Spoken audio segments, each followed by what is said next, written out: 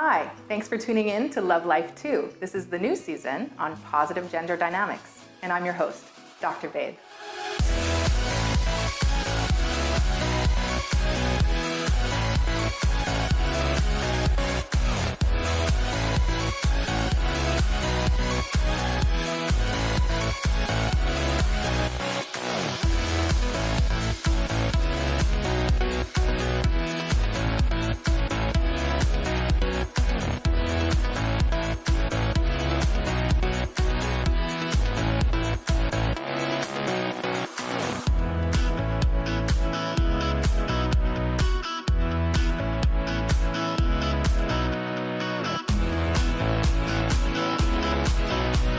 Today's show is called Girl Code, and we'll be addressing the guidelines, the expectations, and rules of girl relationships, like their behavior in friendships and in dating.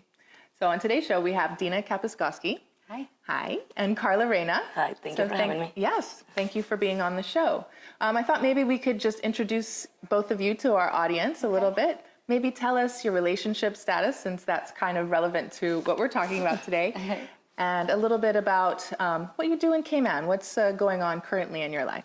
Okay, so I've been in Cayman for about 4 years now. I am very single. I am also not seeing anybody particularly. So just living a single life on the beach. I am a concierge at a hotel here, so I'm in the hospitality industry. And that's pretty much what I do here. Great. What about you, Carla? Well, okay. We're getting started. Starting for the relationship status, Yes. I'm in a relationship for the last 2 years and a half. I'm executive assistant for one of the CEOs on one of the companies on island. I've been here for like 8 years, on and off, because I left the island for quite a while and then I came back. I love this island, so I gotta be here. Great. Well, welcome to the show, ladies. Yeah, It's awesome. Love Life 2, second season. So we'll be right back after a short break talking about their pet peeves in their relationships. 20 reasons to attend the International College of the Cayman Islands in 20 seconds. Job promotion. Night classes. Challenging. Affordable tuition. Brilliant professors. Business. Friendly environment. Accounting. Finance. Liberal arts. Leadership. Broadcasting. Enthusiasm. Nuclear. Associate. Bachelor's. Internship. Diversity. 40-year history. Hey, that's only 19 reasons. We're internationally accredited. Yes, cut.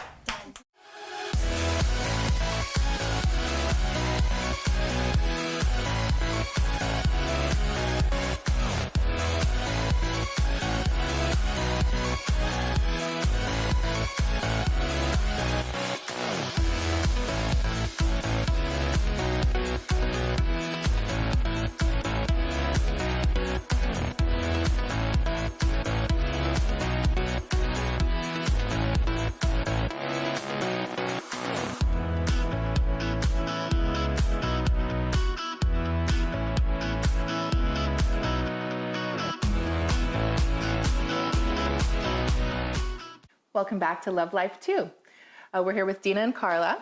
And I guess to get us started on the topic of girl code, thinking about just being a single woman, what's been the hardest thing, like the most challenging lesson that you've learned about how to maintain your own happiness? Okay, I think it's important to be, especially as a female, you know, especially when you're single and you're dating several people, is to maintain that confidence. And, you know, you focus on yourself, you focus on the things that keep you motivated, you focus on your health, things that matter, your appearance, you know, things that as women we like to do. So for me, it's just a matter of staying focused, making sure that, you know, I'm on my right track, because, you know, you tend to find someone when you're your happiest and when you're more confident. And so I feel like that's important. So my biggest challenge at times is, hey, this date didn't work out or this guy didn't work out. That's okay. Don't take it to heart too much. There's always somebody else out there. You know, we live in the Cayman Islands, so we live by the sea. There's plenty of fish in there. So, you know, it's just, you keep your head up, keep going, you know, not saying, hey, this didn't work out because of who you are. Sometimes it's the person that you're dating. So Right, or timing. Just timing and everything. There's a couple of factors that play into it. So yeah, I think it's important to just maintain that confidence and that motivation and keep your head up and go forward.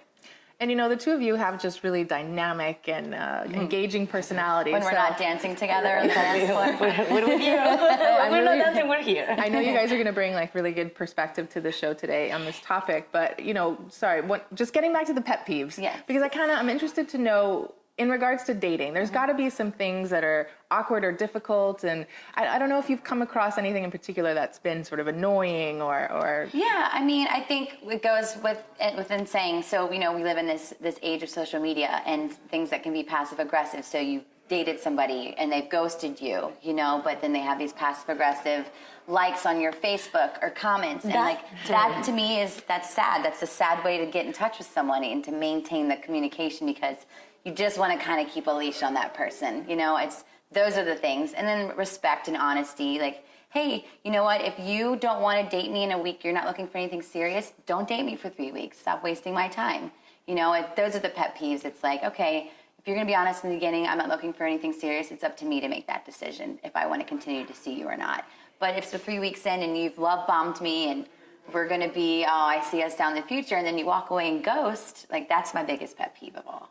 Sounds like inconsistency. Inconsistency. Yeah, that term, that was the ghosting. This is a new term. You're seeing someone, this person just disappear on you. It's like, what happened? Right, right. And then of course that makes your confidence go down. And then like you said, you moving forward with that, you have to keep your head up kind of deal. I would say it's a matter of don't put all your eggs in one basket. That's what it is. Do not forget about yourself. You're starting to see someone, you gotta think about yourself too. Get your time, your friends, do not forget about that. Because once that you're just there, you get really attached. And I would say this is where the problems are starting, because you're expecting too much from the other person. Right. So I'm living all my life to focusing on you. And then the comeback probably sometimes is not the same. You don't know where the person is. So talking about pet peeves, another thing. You're dating, seeing someone for 2 months. And then you're in that weird conversation. What's happening? Where are we going with exactly. this? You don't want to be the one who says those things. Right. How? We're staying together 4 days a week, and those kind of things are. Yes. You're in a relationship. No. Yes. Am I? You are doing how the did you actions know? of, we're Yeah, but you're not gonna start saying yes, I have a boyfriend, and then the other guy is like, what? Yeah. Who? And So do you think you have to actually have the talk about, are we or aren't we monogamous, at least?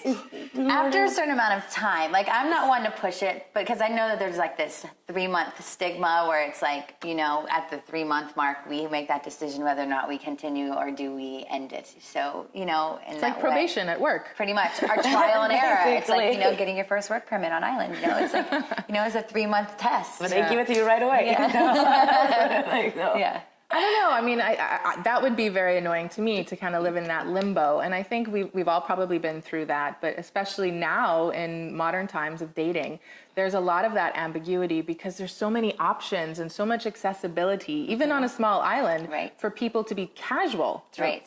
And not take these things seriously. Not seriously in a stuffy way, but just it's a relationship. Let's just call it what it is. Yeah. Exactly. Yes. Well, yeah, I guess so. Yeah. So I don't know if you feel like there are certain rules that you have to follow in order to kind of get the outcome that you want if you like somebody. That's kind of where my mind goes, is knowing this. Right. It influences how you Yeah. behave, How right? how do we act to keep that person It gotta coming be around? definitely certain rules, but not like a guideline. It's different with every person. Yes, exactly. So if you do like somebody and they're playing it cool and you want to get to this 3rd month mark and maybe make it an actual relationship, how do you invest in that potential? Little by little. I think What's the carrot at the end of that? I hate to say this because I'm sometimes a game player in this way, just to maintain that chase for the other person. Sometimes I think as females we get emotional when we like to tell our feelings so much, and sometimes that scares a man. To kind of keep them coming back, you kind of have to just dangle and run away. Stay and away. it's like a dog. But, hey, come and, you just got to maintain that cool and that confidence too, because I feel like sometimes we as women we become vulnerable. And, a lot of the times before that 3-month mark, that's a guys are out, I'm out of here. So, I guess really a strategy is just to maintain your cool. It is. I mean, you don't want to put a strategy because you want to be yourself. Yes. But there's things that you know, I mean, not too much. Yeah. You're not going to be calling the guy doesn't respond. Doesn't That's it. respond, you don't write back. One text, and then bye. Yeah. Exactly. But I think some of these rules can be helpful. I think some of them are harmful. Right. We just have to figure out which ones are actually working and respectful of each other, because we shouldn't sort of stoop to the level of somebody else who's playing the game in a negative way. Right. That's the thing too. Right. You're not playing the game, like, unless what I'm doing, I don't do it to be deceitful and to get a reaction. It's just Right. me actually protecting myself at the end of the day. Exactly. And that's important too, to have that guard of protection until the time is right to really let it down with someone that you need to be vulnerable with. So Exactly. the conversation is just getting started, and we'll be right back on Love Life 2 after the break.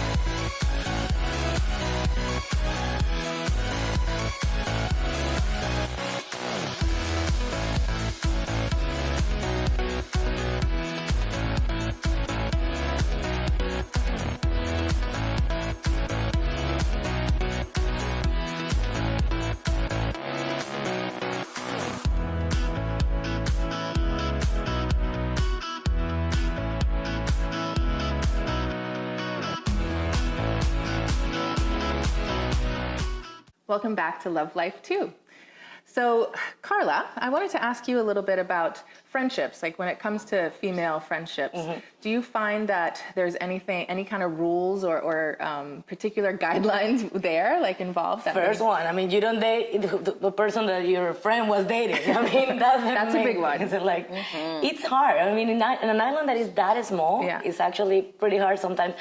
Pretty hard because you know this person, or you know the ex-girlfriend, or you know, like, Yeah. but talking at like the smallest circle that you have, like your close friends, Right. you definitely don't do that. But at what point, I mean, there's still like the blurred lines of who you know versus who's your really good friend, and some people are more sensitive than others. Well, I know, but I mean, who you care about, I would say. I mean, the person that you actually care that is gonna be upset. Nobody wants my girlfriend dating my ex-boyfriend. Right. It's like, I want him out. Like, why are you bringing him back? Out of the circle. Yeah, I don't and wanna that see him I would anymore. say that it's totally like loyalty thing. Yeah. Like, so it will be the most annoying thing is your girlfriend dating someone that you were dating before. Right.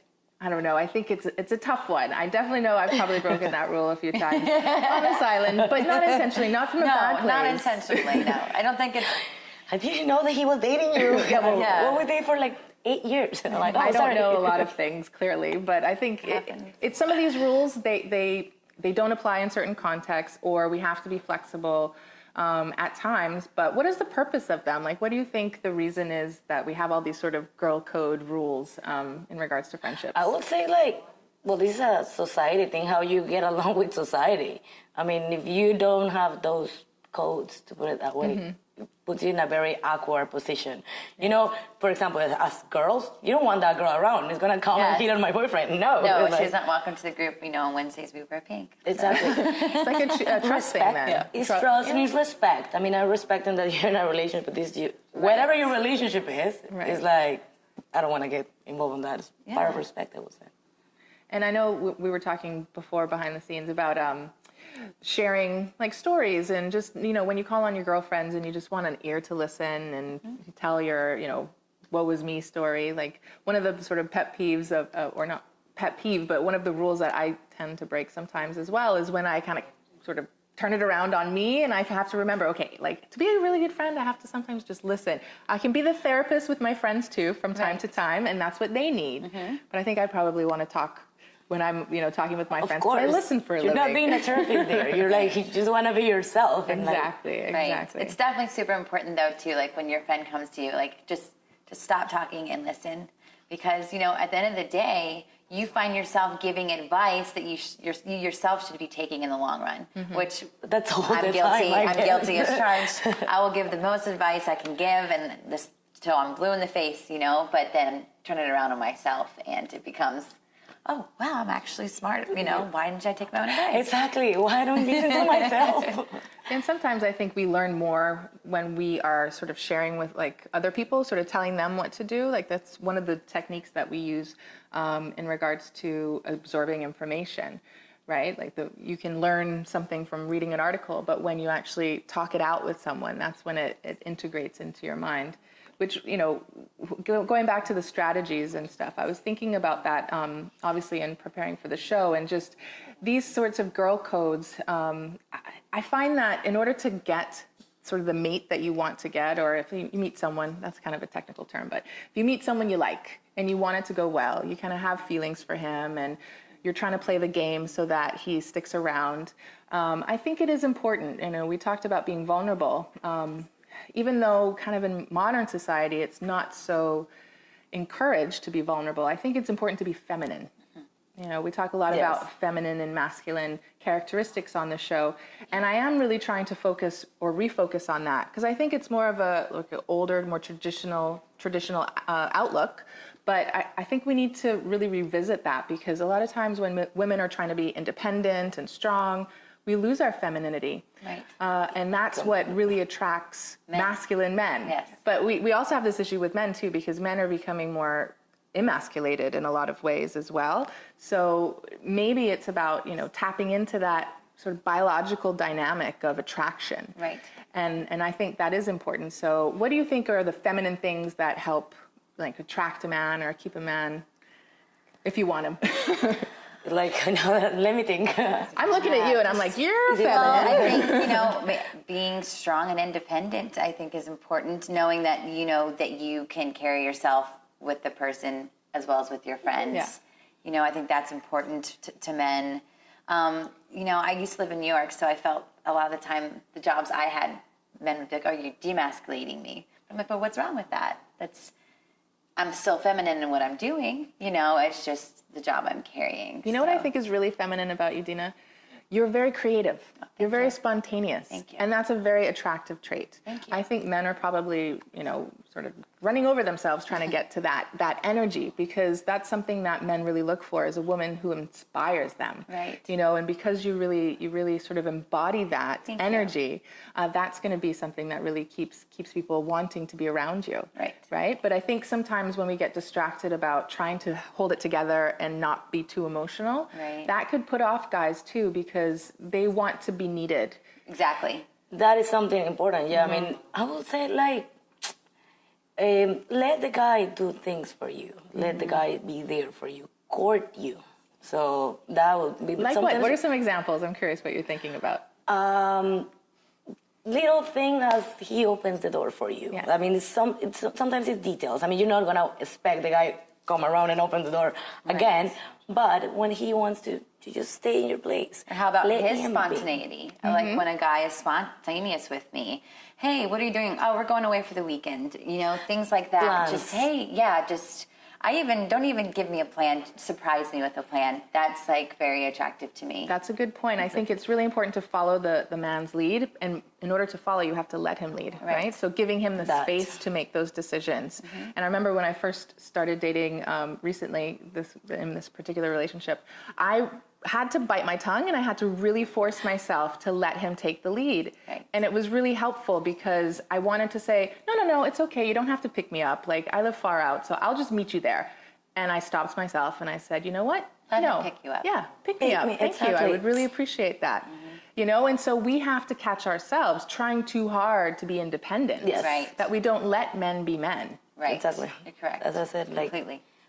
we're trying to be strong. We're trying to be completely like, I'm my own person. Yes. I carry yes, but there's a boundary that you Yes. need to establish there. Right. Which has actually changed, you know, from the time my parents got married. Like, today's their 46th anniversary. So, you know, back when it was then, you know, it was very, you know, my mom was very feminine. Dad did, you know, everything. Dad's been, you know, let me surprise you with dinner. Let me surprise you with a mixtape, you know, an A-track, you know, like back in the day. So, yeah. And one of the most important things that women can do, other than obviously letting the man lead, I think it's this, we've talked about it before in some of the other episodes, which hopefully you'll get to see, respect. Right. And I think that is so important because it is the most attractive thing, I think, for a man is to feel that respect from a woman, and then to return it, obviously. Because we don't want to say it's just women respecting the man for being a man, but the men really respect a woman who can take care of herself, but also is vulnerable and is feminine and all of those things. Also, now you're saying respect, it's also self-respect. That's something that it could be very feminine. I mean, how do I carry myself when I'm with you? I mean, when I'm dating someone, what things I allow and what things I don't allow, you know? So that could be really right. Respecting my own boundaries is one of the things that are... Definitely. That's really important too, because, you know, it's not about being pure and, you know, perfect or anything like that. We all, you know, live life. But I think it is important to, yes, have self-respect and be able to present yourself in that way that a man can be really proud of having you in his life. You know, behind closed doors can be another story. You guys can be wild and do whatever you want, but I think it is important to have that that element because he wants to know ultimately that you could be a mother. You know, that you're a partner in his life. So you got to have that multifaceted sort of personality, bringing sort of that completion, I think, to that partnership. Yeah, definitely. Agreed.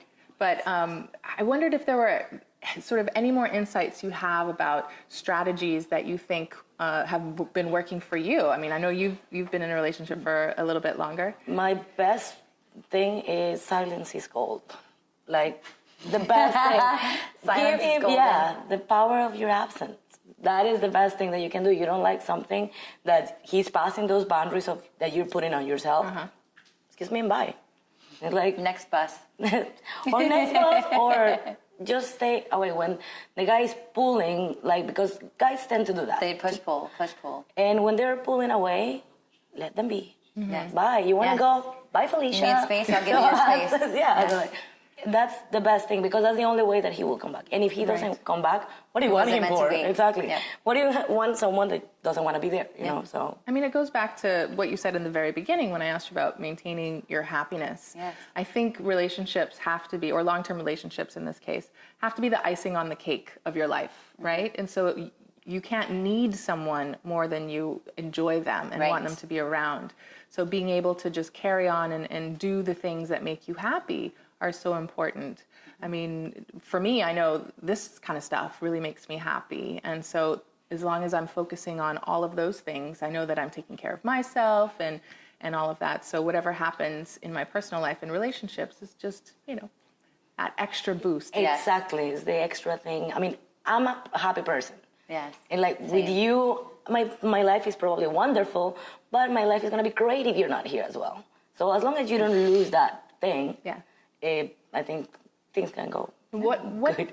does a relationship bring to the table, though? What is that icing? Like that extra happiness that just makes the difference? It's love. It's fun. It's being, you know, a partner with someone who understands you, but is also different at times than you. And I think that adds a lot. The person becomes a best friend, so you gain this. It's just like, especially like at a breakup, you lose this massive amount of care and someone who feeling was and there for you. time and things and just getting to know each other. And the connection is the thing that's important. So Yeah, I think that's true. I mean, it's the friendship, it's the companionship, and the complementarity. So, like, Yes. where you're weak, they're strong, Right. and vice versa. It's simple, even simple things like something good happened to me and I want to share it with that person and Yes. it's not there anymore. Just sharing your life, sharing those happy moments, sharing those sad moments. Like to have someone there, that's what their relationship actually is. It's not about making each other happy. You should be happy on your own. It's like, and share that happiness together. When someone is expecting the other person to make me happy, it makes it completely unhealthy. Because it's like, well, I cannot make you happy. I don't know what you're expecting. Meet all your expectations. Right. So this is about you make yourself happy and then you share it with me. It's like, that's my... meet in the middle. Yeah, expectations can really be the downfall Yes, of a they can. relationship. So it is important to sort of check yourself and understand, what is it that I really need myself to do versus the expectations I put on somebody else, because usually they're not realistic and they get us into a lot of trouble. And I really appreciate, just sort of talking through this a little bit. I don't know if Girl Code, it's obviously it's a concept about sort of these unspoken rules that we live by and we expect of each other. Right. But if we don't talk about them, we don't really know what we're agreeing to or what is expected of us. And so it can kind of create problems in girlfriendships. It can create problems in dating. And I think that, as long as men and women start to be more transparent with each other, things are going to start we're going to have more success in relationships. So that's what I'm really shooting for. It's not only between like girls and then guys separately, but we need to really start speaking openly about it together. Then you go back to that question of, do you need to have that talk? I guess in some point you do. You need to have that talk. It's not about what are we or where are we. No, Well, but communication is really important. exactly. It's like, But thank you so much for being on the show, we ladies. loved it. Thank you. Yes. And thanks for watching Love Life 2. Hopefully you'll stay tuned for the next episode.